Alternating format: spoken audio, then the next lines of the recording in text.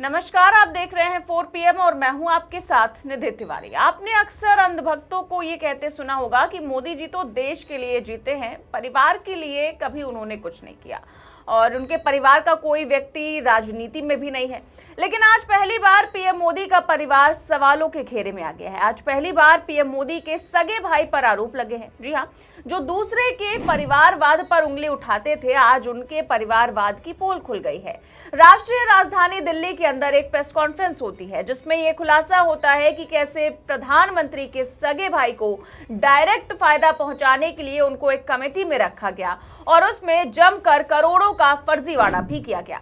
तो कैसे press conference में इस घोटाले की एक एक करके परत खोली गई और उसमें किस तरह से नरेंद्र मोदी के सगे भाई का नाम सामने आया, सब कुछ बताएंगे आपको अपने इस रिपोर्ट में। तो आपने पीएम मोदी को अक्सर ये कहते सुना होगा कि देश के 140 करोड़ भारतवासी ही उनका पूरा परिवार है, लेकिन सच्चाई ये है कि उनके परिवार में उनके कई सारे भाई बहनें भी हैं। उनके एक छोटे भाई हैं जिनका नाम पंकज मोदी है। पंकज मोदी का नाम आज इसलिए सुर्खियों में है क्योंकि उनका नाम एक फर्जीवाड़े में सामने आया है। दरअसल शुक्रवार को कांग्रेस के नेता शक्ति सिंह गोहिल ने एक प्रेस कॉन्फ्रेंस की जिसमें उन्होंने सरदार वल्लभ भाई पटेल की 150वीं जयंती के उपलक्ष्य में आयोजित एकता परेड के लिए झांकियों के चयन की प्रक्रिया पर सवाल उठाते हुए पक्षपात का आरोप लगाया। अब देखिए, एकता परेड या राष्ट्रीय एकता दिवस परेड हर साल 31 अक्टूबर को गुजरात के केवड़िया स्थित स्टैचू ऑफ यूनिटी पर आयोजित की जाती है। ये आयोजन देश के लौह पुरुष सरदार वल्लभ भाई पटेल की जयंती के उपलक्ष्य में होता है। सोचिए, उसी लौह पुरुष के नाम पर करोड़ों का फर्जीवाड़ा कर दिया गया। शक्ति सिंह गोहिल ने एक प्रेस कॉन्फ्रेंस में दावा किया कि अमित शाह के नेतृत्व वाले केंद्रीय गृह मंत्रालय ने एक सर्कुलर जारी किया था। इस सर्कुलर के अनुसार एकता परेड के लिए झांकियां तैयार करने का काम केवल 5 चुनिंदा फर्मों को दिया गया था। लेकिन पूरा गोलमाल तब हुआ जब इन 5 में से 2 फर्म सिद्धेश्वर कनुगा और उनकी पत्नी विशा कनुगा की निकली। कांग्रेस ने दावा किया कि कंपनियों के चयन और पंकज मोदी को झांकी विशेषज्ञ के रूप में नियुक्त करना नियमों का उल्लंघन था। पहले सुनिए शक्ति सिंह गोहिल ने इस घोटाले का खुलासा करते हुए क्या कुछ बताया। जन्म जयंती सरदार साहब की सबको पता था। 150वीं जन्म जयंती कब आ रही है, प्रोग्राम पहले से प्लान हुए थे। वहां पे गुजरात में एकता परेड रखने का भारत सरकार ने डिसीजन लिया। बहुत पहले एडवर्टाइजमेंट हुई, पर क्योंकि ये भ्रष्टाचार जो मैं आपको कहता हूं ना कि वो किस तरह से करते हैं, ये होम डिपार्टमेंट 31 अक्टूबर को एक सर्कुलर निकालता है। क्या सर्कुलर है कि एकता परेड में जो भी टैब्लो बनाना है वो टैब्लो आप सिर्फ ये 5 फॉर्म से ही बना सकते हो। नो टेंडर प्रोसीजर, पारदर्शिता नहीं, बीडिंग प्रोसेस नहीं, लोएस्ट वन आए उसको देना है नहीं।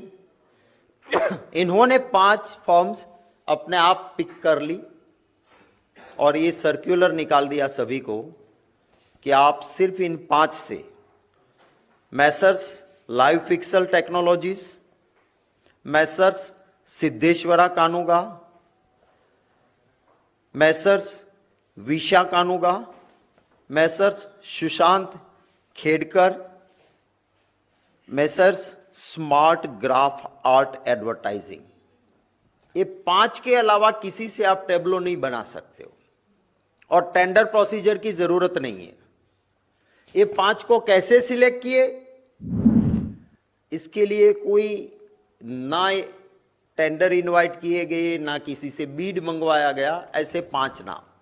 और ऐसा क्यों करते हैं, तो कह रहे हैं अपने सर्कुलर में कि ऐसा इसलिए करना पड़ता है कंसीडरिंग दी पॉसिटी ऑफ टाइम, माने हमारे पास वक्त नहीं है, जल्दबाजी है, इसलिए टेंडर की जरूरत नहीं है।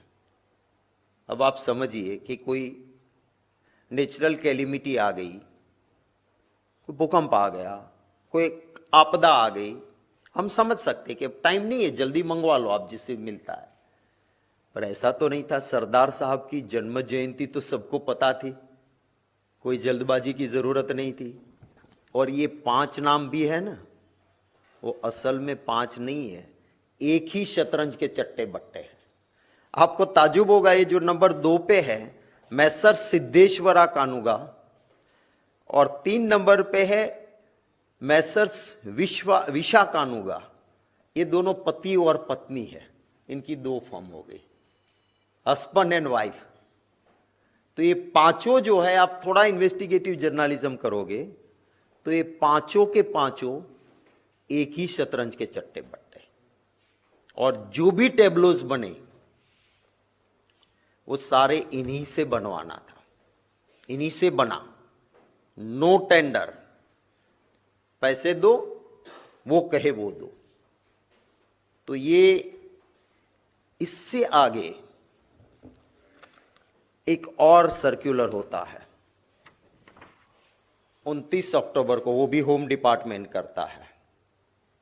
और होम डिपार्टमेंट कहता है कि ये 5 का जो काम होगा ना, उसके लिए टेबलो के लिए श्री पंकज मोदी को इंक्लूड किया जाता है सिलेक्शन कमिटी में, और टेबलो का फाइनलाइजेशन सिर्फ पंकज मोदी करेंगे। तो विवाद का दूसरा और सबसे बड़ा पहलू प्रधानमंत्री मोदी के भाई पंकज मोदी की भूमिका है। कांग्रेस सांसद ने 29 अक्टूबर को जारी एक अन्य सर्कुलर का हवाला देते हुए आरोप लगाया कि इन झांकियों को अंतिम रूप देने का अधिकार पूरी तरह से पंकज मोदी को सौंप दिया गया था। शक्ति सिंह गोहिल ने अमित शाह के विभाग को भी इस मामले में घसीट लिया। उन्होंने आरोप लगाया कि केंद्रीय गृह मंत्रालय द्वारा प्रधानमंत्री के भाई पंकज मोदी को विशेष लाभ दिए गए। इसके साथ ही साथ कांग्रेस नेता ने पंकज मोदी का करियर ग्राफ उसको लेकर भी सवाल उठाते हुए बताया कि कैसे प्रधानमंत्री मोदी के मुख्यमंत्री और प्रधानमंत्री बनते ही उनके भाई के करियर में जबरदस्त उछाल आया है। उन्होंने क्या कुछ बताया, सुनिए। 11 मार्च 1981 में इंफॉर्मेशन डिपार्टमेंट में क्लास 3 की पोस्ट पे उसको नौकरी मिली थी।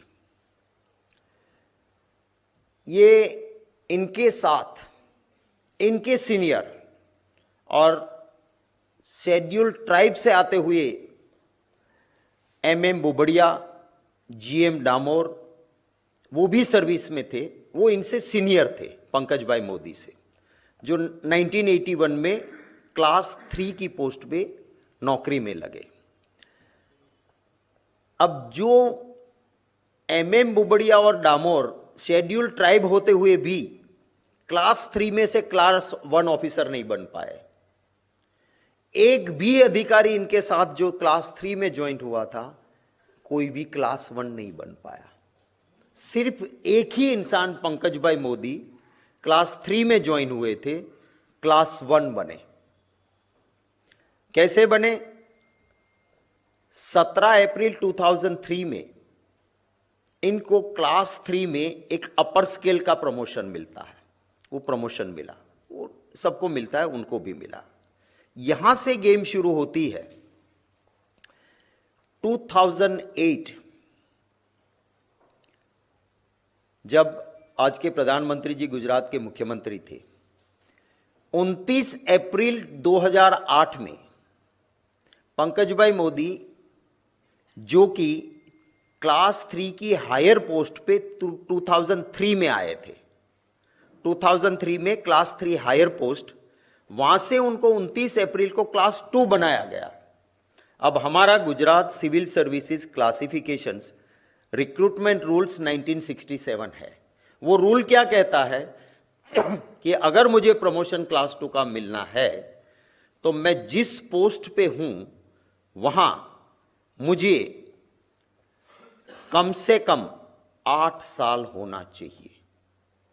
अब 2003 में जो क्लास 3 हायर स्केल में गए, उनसे आप 8 साल गिनो तो 2011 तक वो क्लास 2 नहीं बन सकता है। पर पंकज भाई मोदी क्लास 2 बन गए। क्लास 2 बनने के बाद क्लियर पोजीशन है कि क्लास 2 में आप जब जाते हो, तब क्लास 2 में जाने के बाद अगर आपको क्लास 1 का प्रमोशन मिलना है तो हमारा रूल्स 11 ये कहता है कि कम से कम 8 इयर्स एक्सपीरियंस आपको क्लास 2 की उस पोस्ट पे होना चाहिए, तभी आप क्लास 1 बन सकते हो। ये कब बने? 2008 में क्लास 2 ऑफिसर बने। 2014 में, माने सिर्फ 6 साल में, क्लास 2 से सीधे क्लास 1 बन गए, तो क्लास 1 ऑफिसर बन गए। उसके बाद जैसे एज के आधार पे सबको रिटायरमेंट आता है, 2016 में पंकज भाई मोदी इंफॉर्मेशन डिपार्टमेंट के मेन क्लास 1 की पोस्ट और किसको कितनी इश्तिहार देनी है नहीं देनी है उसके इंचार्ज बने, और 2016 में उसकी एज हो गई, रिटायर होना था। रिटायर होने के बाद बाकी लोग चले जाते हैं।